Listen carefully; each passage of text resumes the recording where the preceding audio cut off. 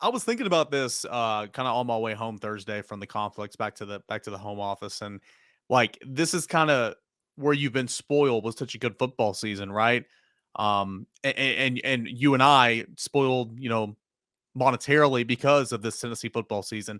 It's just kind of like, man, Missouri, South Carolina, Vanderbilt. Like, there's not a whole lot of juice, in terms of. But you got to remember, you got 2 regular season games left, and then who knows about the postseason? But then you're done for 365. So, like, I'm having to remind myself to like, hey, stay on it, man. It's football. It's football. It's football. Just because the team you cover is so good, anything can happen. But still, it's football. You only get so much of it. Yeah, and it's like we talked about after the Georgia loss. It felt like the fans kind of simmered down a little bit. But I think you're right. I think it's less about the loss to Georgia, and it's more about Tennessee just being dominant and Yeah. going in, previously a South Carolina game, a Missouri game. You're sitting here on Saturday, you're nervous, you're anxious, and it's almost comical. On a live stream this week, I made the comment, I was like, hold on a second. Like, what is South Carolina's record anyway? And I mean, they're sitting at 6-4, right? Yeah. 6-4 is a pretty decent record for South Carolina. And a year ago, this football team was fighting to get to 7 wins in the regular season. The year before that, complete disaster, complete train wreck. And now it's year 2 of Josh Heupel. We're looking down on teams that have 6 wins with 2 to go. We're looking down on them. And it's Tennessee's back. It feels good to be back where fans, maybe the casual fan doesn't care as much because Tennessee's favored by more than 3 touchdowns on Saturday. It's just wild though, because of course you had, the excuse me, the Pittsburgh road trip was massive at the time. Come back, Florida was massive. Of course, it's always massive. You take a breather, go down to Baton Rouge, road trip, LSU, that's a big game.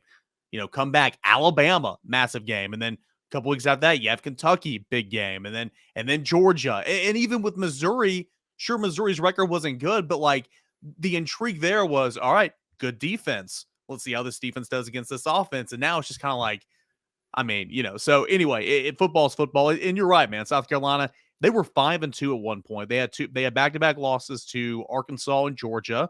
Who hasn't lost to Georgia? Georgia's a really good football team. And then they had back-to-back, or they've lost 2 of the last 3 to Missouri and to Florida. And the way you lost, I mean, Florida just spanked them.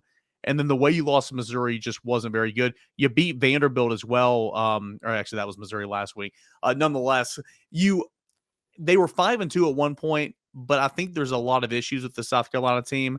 They still struggle to score, and they really struggle to stop the run. I think that the Tennessee offense is going to have a Tennessee offensive type game, just like it did last week. Yeah, they struggle to stop the run, and you look at the last 2 losses. They've lost 2 out of their last 3, and they were missing the running backs. But I don't think it's going to matter. You can add.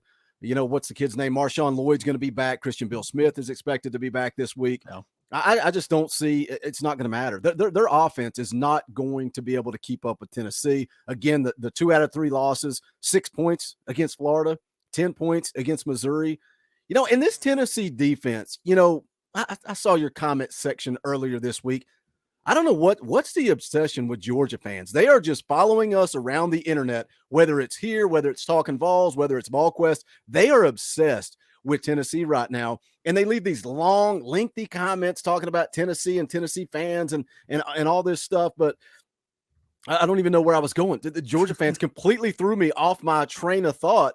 On that note, my favorite is when they write a page long, and I mean, hey, we all have typos, okay? That's why I try to prove everything. But and they're insulting, my intelligence or Tennessee fans' intelligence, and they have improper grammar, they have misspelled words. I'm just like, okay, let's get back at you. Nice spelling there. Wrong use of to. That's the wrong there.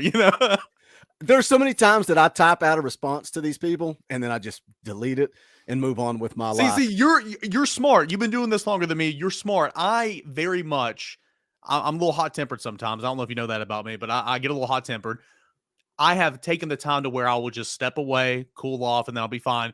But on YouTube, because I feel like the engagement's good, I'll just be like, all right, you son of a gun. I will go after them on YouTube, and like people be like, get him, Cater, and I'm like, yeah, let's go. Like, it's so much fun on YouTube for me. That's how I do it. Yeah, you don't come into our comment section and not think that the troops are going to come in right behind us when we respond to that. But I don't even know where I was going with that. Let's get back to Tennessee, South Carolina. What happened? This is live. This feels like a live show.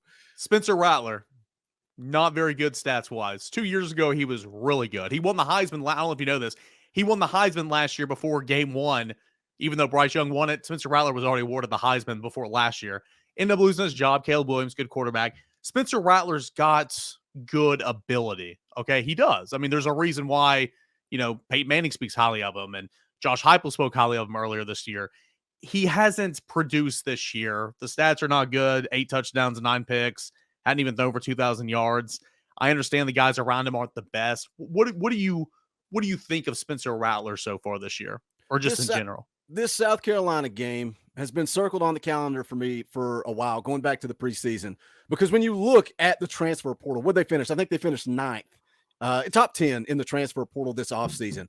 Part of that was Spencer Rattler. Yeah. And the question that I had was, what Spencer Rattler are they getting? Are they getting the one that was such a phenomenal athlete coming out of high school? Or are they going to get the guy that ended up on the bench pouting at Oklahoma? Which quarterback were they going to get? And you look at his numbers, and, he's not been very good. He's not efficient. He's thrown more interceptions than touchdowns. He's been sacked 23 times. I don't think he's going to pan out. He doesn't seem to be very good. They added some other guys in the transfer portal. They added the tight end from Oklahoma. They added Antoine Wells, who has definitely been the best guy they've added, leading the team in receptions. But they got to have somebody to get those guys the ball. And it starts and ends with Spencer Rattler, and I don't think he's very good. And this Tennessee defense, something I was going to say earlier when Georgia fans living in my head apparently distracted me. This defense, the argument. See, I'm right back on track. The Georgia fans like to come in and talk about Tennessee's defense and how it's trash and it's a train wreck, right? And that's such a lazy argument. When you go back, last year, maybe bring that argument to me last year and I'll accept it. This year, what are they giving up? 21.9 points per game. But when Tim Banks was hired by Josh Heupel, he said, we're going to play an aggressive defense. We're going to try to force turnovers and get stops at the right time. And now this Tennessee defense is leading the SEC in takeaways. And that's what you want with this Josh Heupel offense that's going to go fast. They're going to score in a hurry. If you can get a defense that's going to get some stops in the red zone, force some field goals instead of allowing guys to get in the end zone and force turnovers, this team's going to be hard to beat. So right back on track with those Georgia fans. Stop with the lazy arguments about Tennessee defense. I think they're going to give Spencer Rattler all he wants and more on Saturday. I think this defense continues to get better. And you're right. I mean, if you play, so first and foremost, you get beat sometimes, whether it's an offensive tackle, whether it's a quarterback, whether, it's a safety making a nice read and intercepting. I mean, football's football. You're going to lose some battles. I think this Tennessee defense, and stat-wise, pass defense does not look good. Of course, a lot of that was from the Florida game and from the Alabama game. I just think it's continued to get better. You've got 2 guys playing corner right now who I would never have picked to be like, oh, those 2 guys have earned and locked down those starting cornerback jobs for the last month of the season. I would never have said that in fall camp. Credit those guys, Brandon Turnage and Danico Slaughter, who's played star and who's played safety and never played cornerback to my knowledge, except in spring practice. And then the linebacker group, they're not all Americans. They're not great in pass coverage, especially in zone. But I mean, they're so steady. Jeremy Banks, Juwan Mitchell, Aaron Beasley. I mean, Solon Page plays about 10, 15 snaps a game. I feel like the linebacker group has improved so much, and like no one's talking about it. And I think it's a big reason why this defense is certainly respectable, and it held Missouri to no points after that first touchdown in the second half, 38 unanswered points, and Kentucky to 6 points, and LSU to 12 points. I mean, I think those linebackers are a big reason why.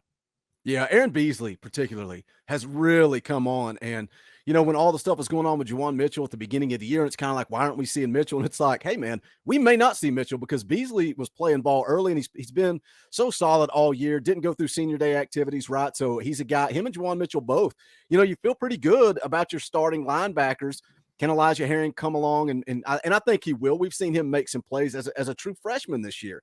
So I think they're pretty good. We'll see how recruiting goes this year. But you mentioned the corners, and I think it was Hubs that was talking about it on one of the VolQuest podcasts this week, and talking about how they're more aggressive. Warren Burrell was so scared of getting beat. And Yeah. like you just said earlier, sometimes on the corner, out at corner, you're going to get beat. Mhm. And I think in this offense, this defense, you're way better off just to play aggressive, man. Get in their face, make them beat you. If they beat you, fine, snap and clear. Let's go play the next series. Go let the offense score. And that's the beauty of this offense. You can play aggressive on defense. If you get burnt, you're still going to have a shot in 60 minutes of football. What I love about those corners, Brandon Turnage, instincts. He just knows when to break. He might drop the pick, but he knows when to break and go break up the pass. But what a play that was last week when he broke on the pass. And he didn't make the pick, but what instincts, to break on that and almost make a play. And Danico Slaughter's is going to hit you. I mean, he is a middle linebacker mindset, playing at safety and playing out on the perimeter. So I really like that. I really do. I mean, those two guys might not be the starting quarterbacks next year. I don't know. Maybe they will. They're both coming back, to my knowledge. So, we'll see. But they're playing some good football right now.